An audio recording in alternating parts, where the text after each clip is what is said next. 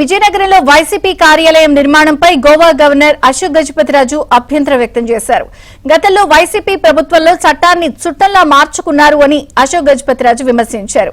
తమ స్థలానికి సంబంధించిన రికార్డులను తారుమారు చేశారని ఆరోపించారు. ప్రైవేట్ స్థలాన్ని ప్రభుత్వ స్థలంగా ఎలా మార్చుకున్నారని ప్రశ్నించారు.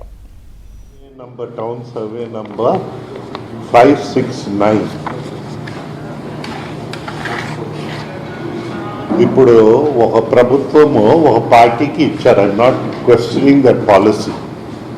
నాకు పాలసీతో సంబంధం లేని విషయం.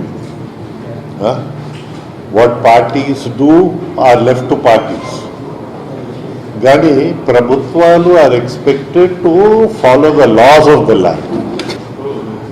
మిస్లీడ్ చేయడానికి చాలామంది ప్రయత్నిస్తూ ఉన్నారు. పని చేస్తున్న వాళ్ళు వారు చెప్తా ఉన్నారు. వి డోంట్ సే చట్టాలని చుట్టాలుగా చేయాలని మేము అంటంలా. మేము టోటలీ నాన్ ఇన్ఫ్లుయెన్స్ ఫెలోస్ అని చెత్తబుట్లో ఉన్న మనుషులు అనుకుంటే పొరపాటు. మీరు ఒక నిర్ణయంకి వస్తే మీ నిర్ణయం మాకు నచ్చలేదనుకో, వీ హ్యావ్ ఆల్టర్నేటివ్స్. మీరు ఇలాగా నిర్ణయానికి రాకంట ఒకటి చాలా స్పీడ్గా ఓవర్ స్పీడ్గా చేసి ఇంకొకటికి స్నేల్ పేస్ కూడా వెళ్ళడం ఇది మంచి పద్ధతి కాదు.